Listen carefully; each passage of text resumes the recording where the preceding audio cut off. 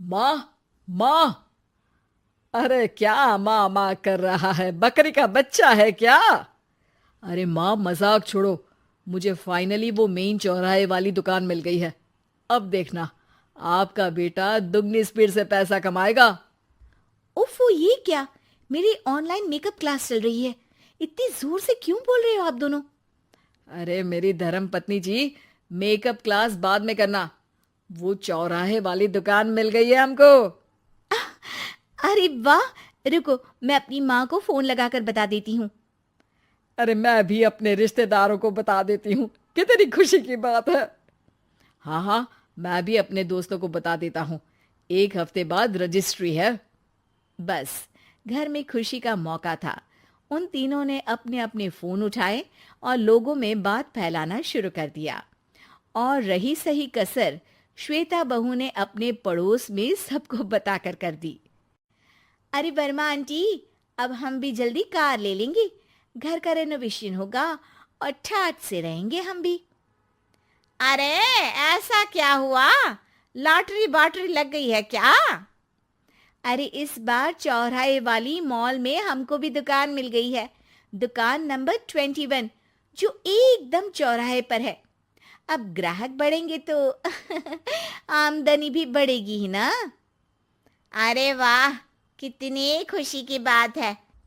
मैं बहुत खुश हूँ तुम्हें इतना खुश देख के।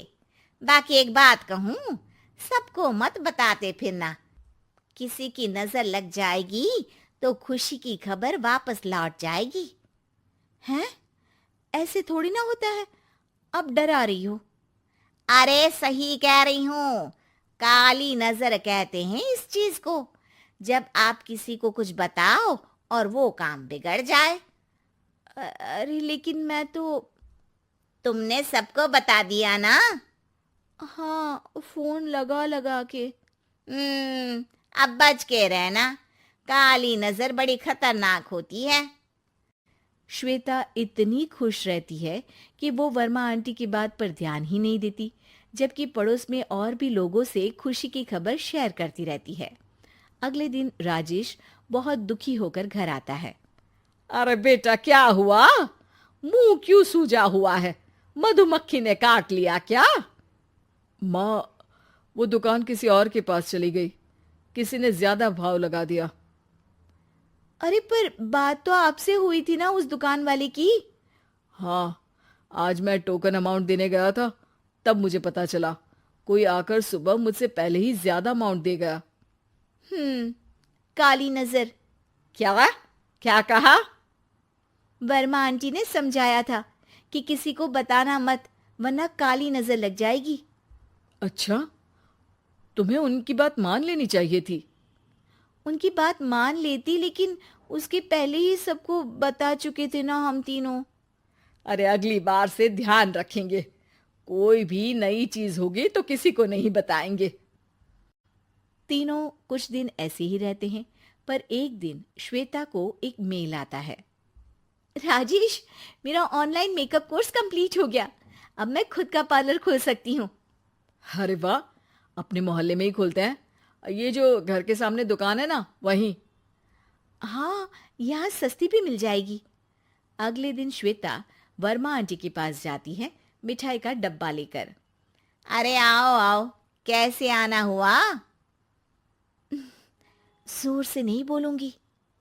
वो सामने वाली दुकान है ना, वहां मैं अपनी पार्लर की दुकान खोलने वाली हूँ। उसकी मिठाई है।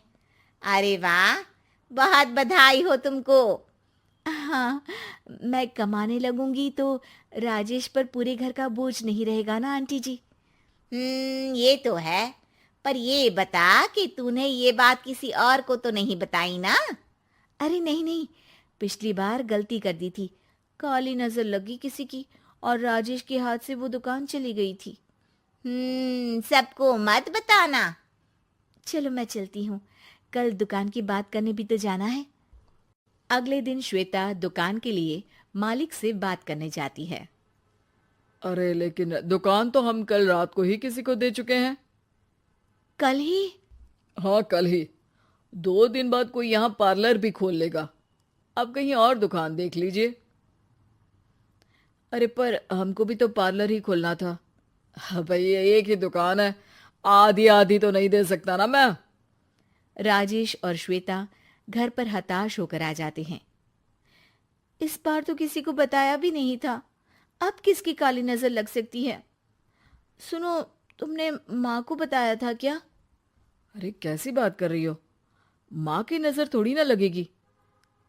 पक्का तुमने किसी को नहीं बताया था ना? सिर्फ वर्मा आंटी को बताया था, उन्होंने ही मुझे किसी को नहीं बताने को कहा। अरे यार, तुम भी सही हो। मेरी माँ को नहीं बताने को कह रही हो, पर वर्मा आंटी को बताना तुम्हें जरूरी लगा। अरे वर्मा आंटी ने ही तो काली नजर के बारे में बताया था ना, वो हमेशा हमारा भला ही तो चाहती है। मेरी माँ भी हमारा भला ही चाहती है। अरे पर चिल्ला क्यों रहे हो? बात नहीं कर सकते क्या आराम से? नहीं आता वो आराम से बात करना, और करना भी नहीं चाहता हूं मैं। दुकान जाने का दुख गुस्से में बदल गया था और राजेश और श्वेता में बात बंद हो गई थी।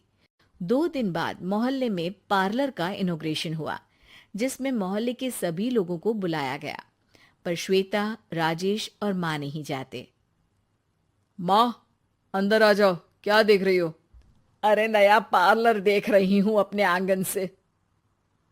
देखो, माँ को दूसरे का सुख देखने में कितना मजा आ रहा है, मेरा दुख नहीं दिख रहा इन्हें। यहाँ मेरा पार्लर भी तो हो सकता था। अरे चुप रहो यार, हर बात में लड़ाई क्यों ढूंढ रही हो? राजेश और श्वेता फिर बहस करने लगते थे। तभी माँ ने दोनों को बाहर बुलाया। अरे जरा देखो तो, दुकान चलाने वाले का बोर्ड पर नाम क्या लिखा है? श्रुति वर्मा। गाड़ी निकाले बेटा, हमें कहीं जाना है। काली नजर का इलाज कराने? राजेश अपनी बाइक निकालता है। तीनों ट्रिपलिंग कर रहे हैं। माँ राजेश को उस मॉल वाली दुकान पर लेकर जाती है जहां राजेश अपनी दुकान खोलने वाला था। यही दुकान लेना चाहता था ना तू? हाँ, पर इनको भी दुखी करने लेकर आई हो क्या यहाँ पर दुकान दिखाकर? वहां काफी नहीं था? अरे श्वेता, थोड़ा सब्र रख, अभी पता चलेगा कि हम यहाँ क्यों आए हैं। बता, इस दुकान चलाने वाले का नाम क्या है? अनुपम वर्मा। कुछ समझ में आया? वो दुकान वाली श्रुति वर्मा, ये दुकान वाला अनुपम वर्मा, और हमारे पड़ोस में हमने उस दुकानों के बारे में बताया किसको था? अब वर्मा आंटी को। मतलब वर्मा आंटी ही हमारा काम बिगाड़ रही है? नहीं नहीं, ऐसा नहीं हो सकता, ये बस इत्तेफाक है। राजेश अपना फोन निकालता है और श्रुति वर्मा और अनुपम वर्मा के नाम फेसबुक पर सर्च करता है, जहां ये दोनों ही वर्मा आंटी के रिश्तेदार होते हैं। श्वेता को समझ में आ जाता है कि वर्मा आंटी की ही नजर काली नजर है। अब क्या करना है? कोई भी खुशी की खबर हो तो काली नजर से बचना है, यानी वर्मा आंटी से बचना है। अरे पर मुझे ये समझ में नहीं आया कि वो हमारे साथ ऐसा क्यों करेंगी। अरे बेटा, एक सीख है, दूर के आदमी को आपकी तरक्की से कम परेशानी होगी, पड़ोसी को ज्यादा।